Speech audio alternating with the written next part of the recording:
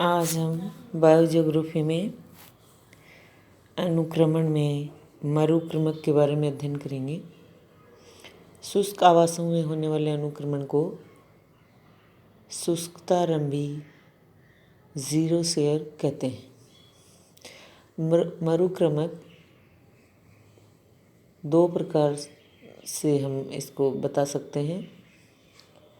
यदि मरुक्रमक किसी भी बेर रोग पर प्रारंभ हो तो उसे शैल क्रमक कहते हैं, लिथोसेयर। और यदि मरुक्रमक बालू मिट्टी के टीलों पर आरंभ होता है तो उसे बालुकीय क्रमक कहते हैं। यहाँ हम शैल क्रमक के बारे में अध्ययन करेंगे, उसकी जो विभिन्न अवस्थाएं हैं। पहली अवस्था होती है क्रस्टोस लाइकेन स्टेज, दूसरी है पर्निल लाइकेन स्टेज, फिर है मॉस स्टेज, फिर है हर्बेसियस स्टेज, फिर है सर्ब स्टेज और फिर वही क्लाइमेक्स फॉरेस्ट। पहली जो अवस्था है क्रस्टोस लाइकेन स्टेज, इसमें अत्यधिक शुष्क शैल आवास जो है अत्यधिक शुष्क होता है, क्योंकि तीव्र सनलाइट की वजह से टेम्परेचर अधिक हो जाता है और जल धारण की क्षमता नहीं होती। वनस्पति का पूर्ण अभाव रहता है। ऐसे आवासों पर नील हरित शैवाल व पर्पटी लाइकेन की कुछ जातियां पुरोगामी के रूप में आकर अनुक्रमण को आरंभ करते हैं, यानी सबसे पहले आने वाली जो जातियां हैं वो क्रस्टोस लाइकेन की वृद्धि बहुत ही मंद होती है और ये अत्यधिक शुष्क अवस्था को भी सहन कर सकते हैं। और जब वर्षा होती है तो स्पंज की तरह जल को अवशोषित करके तीव्र वृद्धि करते हैं। इनका प्रसार लाइकेन खंड तथा अथवा बीजाणु द्वारा होता है।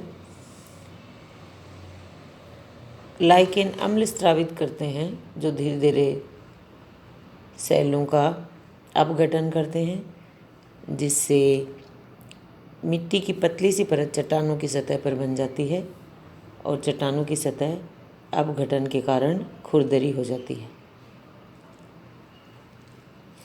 धीरे धीरे मिट्टी की इस पतली परत में शैवाल तथा लाइकेन के मृत अवशेषों से निर्मित ह्यूमस भी मिल जाती है।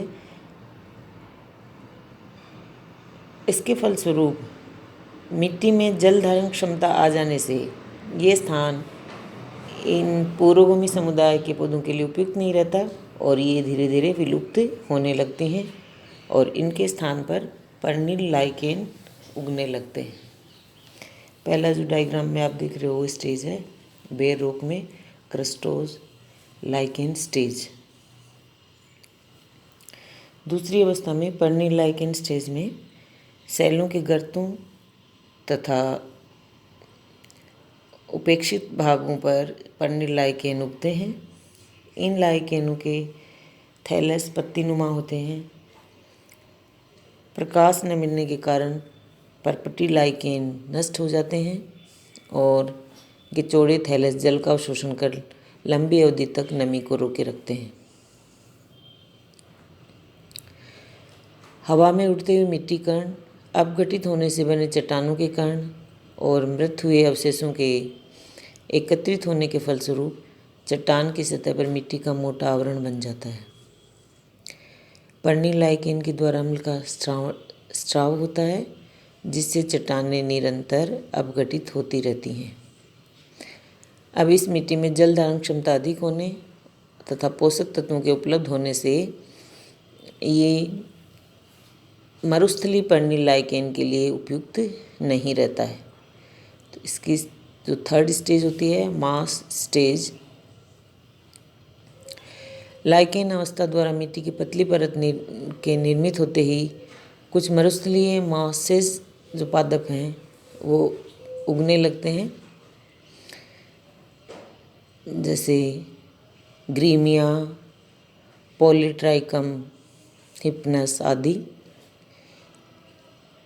इनके मूला राइजोइड्स तथा लाइकेनों में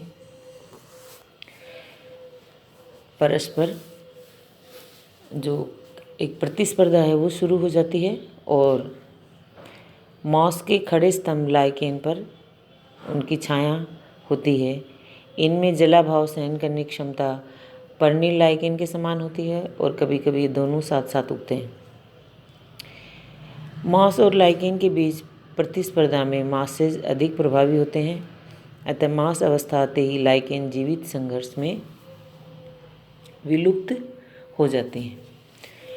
धीरे धीरे मॉस समुदाय के द्वारा मृदा के निर्माण के फलस्वरूप ये स्थान भी आगे जाकर मॉस स्टेज के लिए उपयुक्त नहीं रहते और विभिन्न प्रकार की फर्न और घास तथा शाकीय पौधों के लिए ये उपयुक्त हो जाते हैं और वो जो स्टेज आती है उसको बोलते हैं हर्बेसियस स्टेज।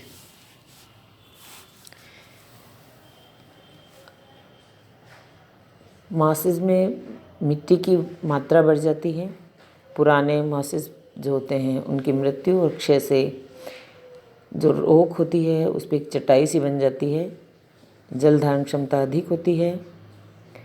यहाँ पर पहले 1 वर्षीय, फिर बाद में द्विवर्षीय, फिर बहुवर्षीय शाकीय जो पौधे हैं और मरुद्भिद घासें उगने लगते हैं। इनमें फेस्टुका, स्पोरोबोलस, जस्टेसिया, ट्राइडेक्स जैसे शाकीय पादप, सिलेजिनिला, लाइकोपोडियम पौधे और फर्न उगने लगते हैं।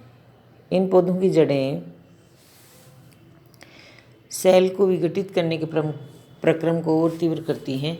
इससे मृदा की मात्रा तथा इन पौधों की मृत्यु से ह्यूमस की मात्रा बढ़ती है और इस मृदा परत में अनेक जीवाणु और सूक्ष्म जीवाणु एकत्रित होते हुए कार्बनिक पदार्थों की विघटन क्रिया प्रारंभ कर देते हैं। धीरे धीरे पौधों के इन समुदायों में बड़े शाकीय व लंबी घास जैसे थिमिंडा, हिट्रोपोगेन और बहुवर्षीय पौधे एडाडोटा, लेप्टाडीनिया आदि आने लगते हैं। अब इन स्थानों पर शुष्क अवस्था में कमी आने लगती है और मिट्टी के निरंतर बनते जाने और जल धारण की क्षमता अधिक हो जाने से शाकीय पौधों का स्थान भी दूसरे जो पादप हैं सब वो ले लेते हैं। और अब आती है सब स्टेज। अधिक मिट्टी बन जाने के कारण इन आवासों पर झाड़ी की प्रवृत्ति वाले पौधे उगने लगते हैं और इनके जो छाया होती है इन पौधों पे जो पौधे हैं तो पहले से उगे हुए पौधे विलुप्त होने लगते हैं।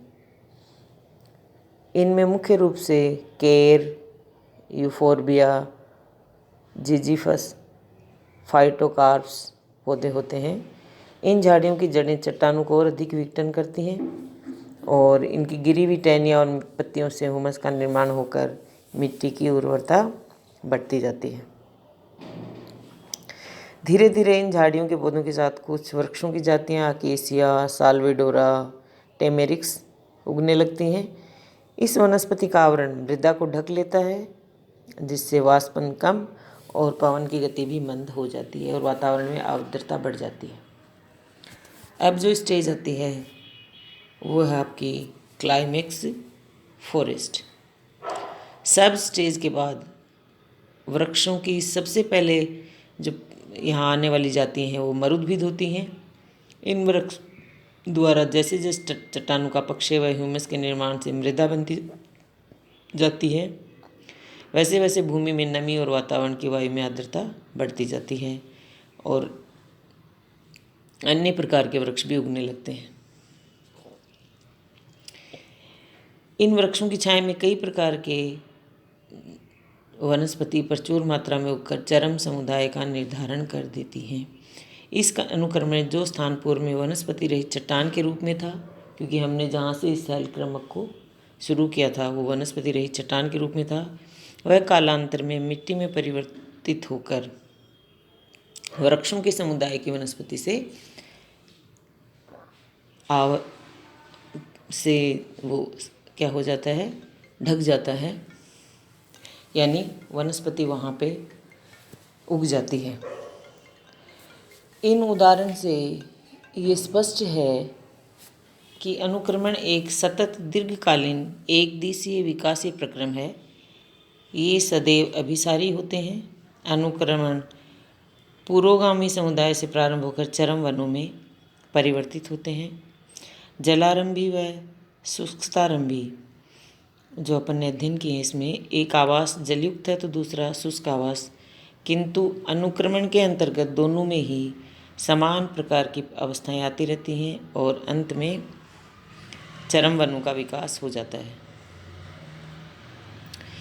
अनुक्रमण में यदि अन्य पर्यावरणीय कारक समान हो तो चरम समुदाय के निर्धारण में जलवायु का महत्वपूर्ण योगदान होता है। जलवायु के अनुसार ही चरम समुदाय वन, घास के मैदान, सवाना या मरुस्थल का निर्माण होता है। और यहाँ आप ये जो एक अपन ने डायग्राम के रूप में या एक जो दर्शित कर रखा है, विभिन्न प्रकार के आवास स्थल पर होने वाले अनुक्रमण में आने वाली विभिन्न अवस्थाओं तथा अनुक्रमण को अभिसारी प्रक्रम में दर्शाते हुए आप देख रहे हो। जलारंभी जो शुरू हुआ वो सबसे पहले निमग्न अवस्था, प्लवमान अवस्था, रीड स्वैम्प अवस्था, marsh meadow stage, herbaceous stage और सब स्टेज और फिर क्लाइमेक्स फॉरेस्ट। शुष्कतारंभी algal and crustose lichen stage, फिर पर्निल लाइकेन स्टेज, फिर मॉस स्टेज, फिर हर्बेसियस स्टेज, सर्ब स्टेज और उसके बाद आपकी क्लाइमेक्स जो है वो क्लाइमेक्स फॉरेस्ट आता है। ये था आपका मरुक्रमक में शैल क्रमक में आने वाले अनुक्रमण की विभिन्न अवस्थाओं का अध्ययन।